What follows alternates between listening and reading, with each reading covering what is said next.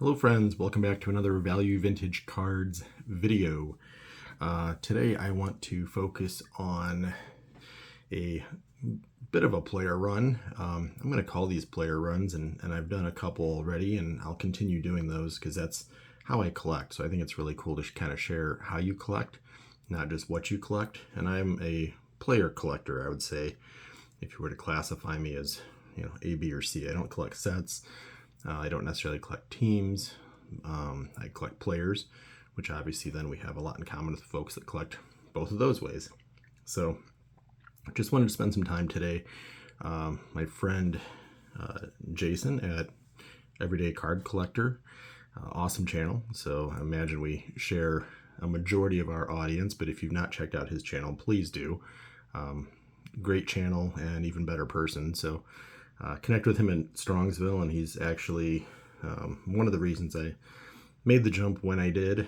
He kind of was the tipping point and pushed me and just said, man, you got to share what you got, and just had a really good talk with him at Strongsville. So we've been connected on YouTube now, and now kind of looking at what we can do to collaborate and support each other, and kind of taking the YouTube community to the next level a little bit here with what we're going to hopefully do together in the future. So just having some fun.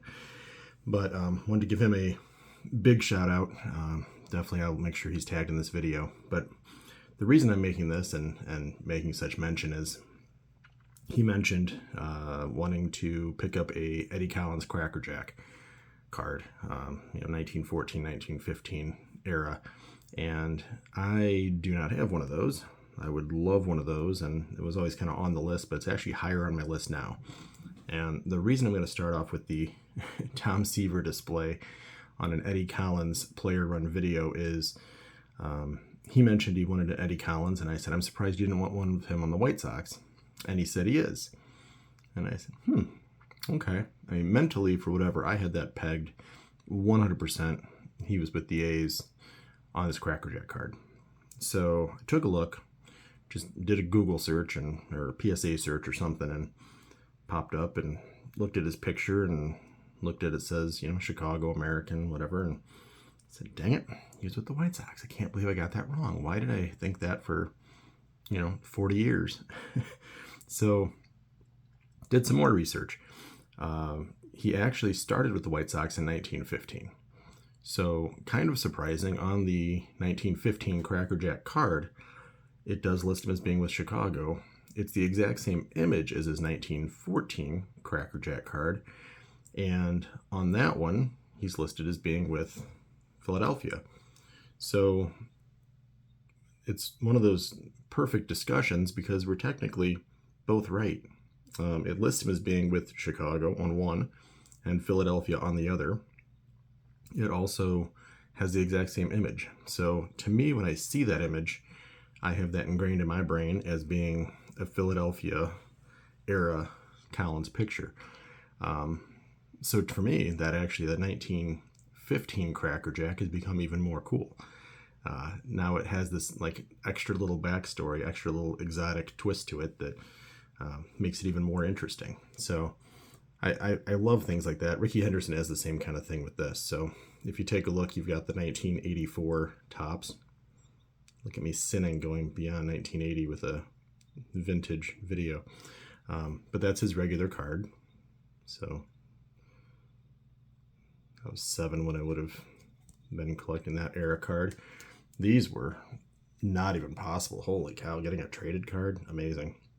But another player that ended up on the White Sox, just like Eddie Collins. So that's his traded. So USA Tops has his regular card, his traded card. O-Pee-Chee, I feel like, is your 1915 Cracker Jack. I don't know when they get their cards out there, but it must be somewhere between start of season with his Mets image and needing to recognize that he's now with the White Sox. So they're kind of the in-between weird hybrid. But that's why I try and take these collections and ideas and twist them a little bit. So there's your O-Pee-Chee. So sorry for the long intro, but let's talk Eddie Collins. Eddie Collins is awesome. So I'm going to dive in and actually show Two that I feel like happens a lot. And these, you know, again, they're mostly brutal shape. This is fairly close. It's that darn hat. So that's the other reason that I was tied with that Cracker Jack. If you pull up a picture of the 1914, 1915 Cracker Jack Eddie Collins, it's the hat. And then actually on that, you can almost see at the top of his jersey in the Cracker Jack card that you can see at the top of the A. So his image, much like the Tom Seaver, is going to be with one team, even if they list him as being with the White Sox. So I will lay claim to the 1915 Cracker Jack, Eddie Collins. If you're an A's fan, get it. If you're a Sox fan, get it. So talk about the perfect card. But if you take a look at these two, so this is, and these sets, some of those are very scarce. E106, E102. It's amazing when you dive into the E's because you'll see one that is, you know, pop 50 and one that's like pop 14, and then one that's pop, you know, 300. So you really have to search by like collection, by set, by code. They will look very, very similar. The backs will be a little bit different. This thing is straight up brutal, but E106 is a much tougher set. So, you know, when you're looking at such a low population, sometimes brutal is just what you deal with. The E102 is pretty presentable, nice color, got some creasing, whatever. That's a pretty nice looking card, in fairness. So those are my two E's. Let's get into what we'd consider to be the more traditional T's. And again, value end of things. Get yourself a nice looking one. T205 is awesome. Most every player has one T205 card. There's one Johnson, there's one Mathewson, there's one Cobb, you know, kind of all the big guys that T206 has multiple of. There's one Cy Young, you know, T205 has one. And then you get Eddie Collins. How about that? How crazy? So where you might find there's, you know, multiple T206s of players, a lot of them have 2 and 3. Ty Cobb has 4, and then you get into the back, so there's really like, you know, 4.7 million permutations of how you can get a Ty Cobb. Not really, but there's got to be 40. There's a lot. So T206, you got Eddie Collins. I have not started collecting backs, and if I do collect backs, it will end up being on the very boring side of I will pick like some cool catcher T206s or something. For the most part, that's easy on the eyes. I do not mind looking at that at all. That is, for me, the perfect one. I think that's how a tobacco card should look. T205, so here's the interesting little short story on that. Closed mouth is the more common, if you're not familiar with this. So that's his more common, lower priced. I believe actually I've had this conversation with a couple people, and Jason's one of them. We like the T205s. So collaborating on a T205 video. But I really, really enjoy the fact you get a write-up, you get stats. What's really interesting with these is T206, it's a huge premium depending on who the tobacco company is. On here, when you look, you'll see some different ones, and for whatever reason, I don't know if they're all kind of equal or why we don't tend to care. I need to research that. But the back of those tends to not draw a premium based on the company. So kind of weird. This is the big one of that set, and it's still not a huge card, but it's definitely multiples higher. You know, the other one might be a couple $100. This one might be, I don't know. I mean, the condition's nicer, but it can definitely get over $500-600 for something like this. Mouth open, and both the backgrounds. I'm just gonna keep bragging on my T205s because I do enjoy this set a lot. It's not that it's mine; it's the card. Like the backgrounds, the little intricate details, you know, the bats, the logo in the corners. I just think that's a really neat looking card. So mouth open, more scarce. Collins, one of the few to have more than one T205. And if you're not familiar with Eddie Collins, dive in. I mean, he's a really interesting character. 3,300 hits. In the background there, I've got a couple of his different highlight, 1980s, kind of how I learned about these old players' cards. And then I've got a relic card there for the bat, which wasn't that expensive either. But 3,300 hits. He's got, what else does he have going on? Graduate of Columbia. His nickname is Cocky. And initially, that's, I started thinking like showing people up and things. But in that era of, kind of humble stars, what maybe today we would have just called confident. It doesn't sound like he was, a big jerk. He was definitely well aware of how good he was and was confident and wanted to be paid well and wanted to have the respect. But I didn't see a whole lot of write-up of him being, a jerk or a bad teammate. In fact, he became a manager. So back then, a lot of the managers were very strong personalities, but you also have to be able to lead a team. So I think that says a lot for who he was, and maybe Cocky wasn't necessarily anything more than just catchy to say Cocky Collins. He might have been Positive Pete or something had he been just a different name. So I don't know. Here's some different strip cards, the W's. And these, again, Era is cool. Era is even better when it doesn't blur on me here.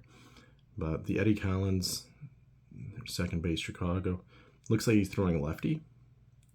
So again, you get into the 14s and 15s and 19s and 21s and different images.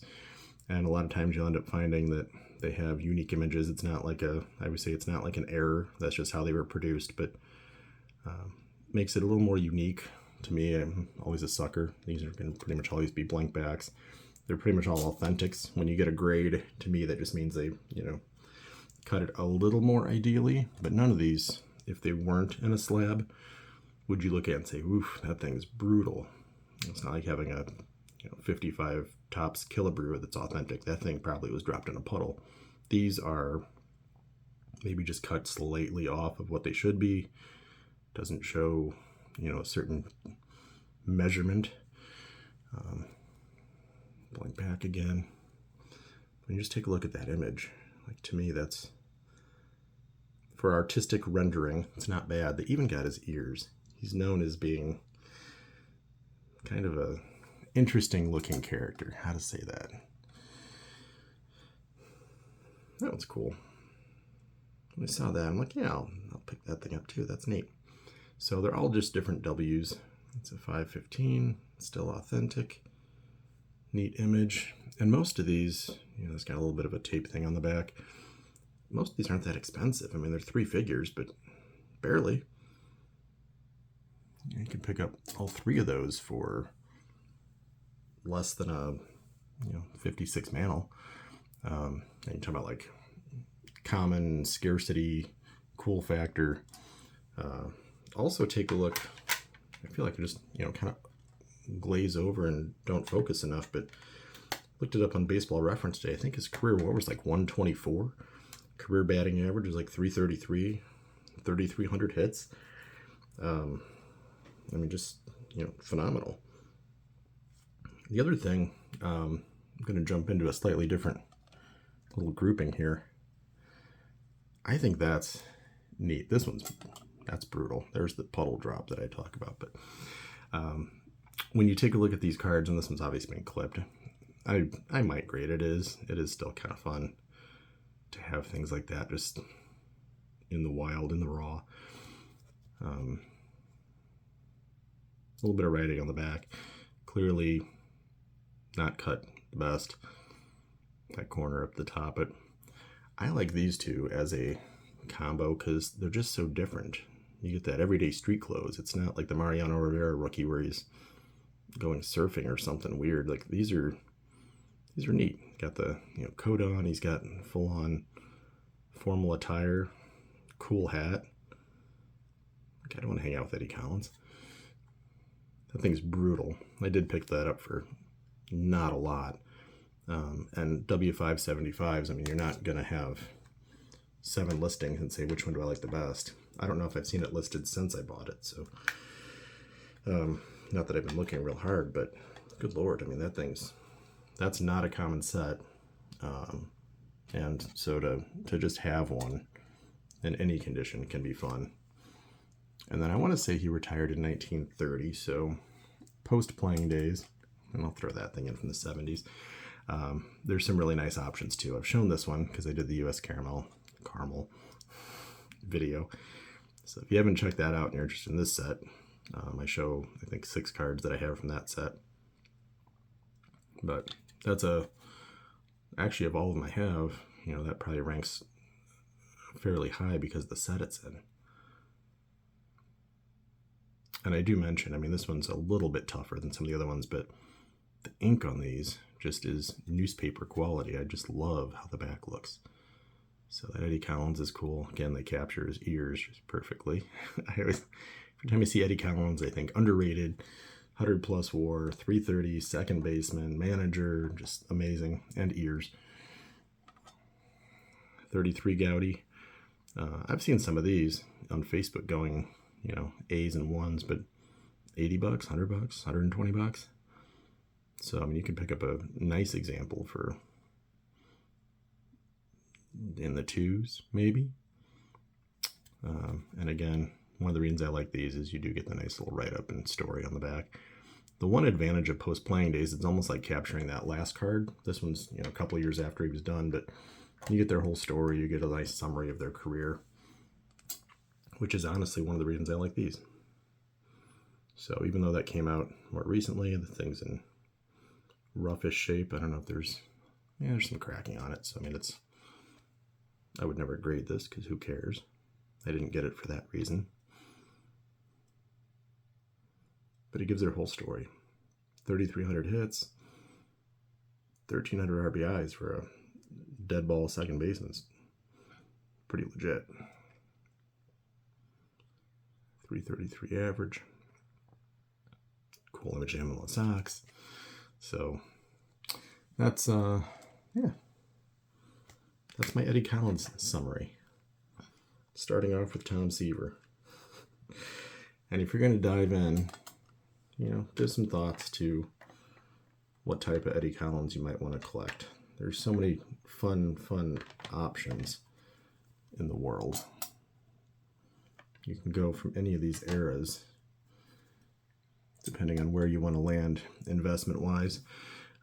Sounds like my friend Jason is going to end up landing on a Cracker Jack at some point, but if you decide to not hold off for the ultimate, there's a lot of nice little steps along the way that are, you know, $100 or a few $100s or several $100s, but really cool images, amazing player, and hopefully I'll add a few more, including that Cracker Jack along the way. So thank you all for hanging out for a little bit.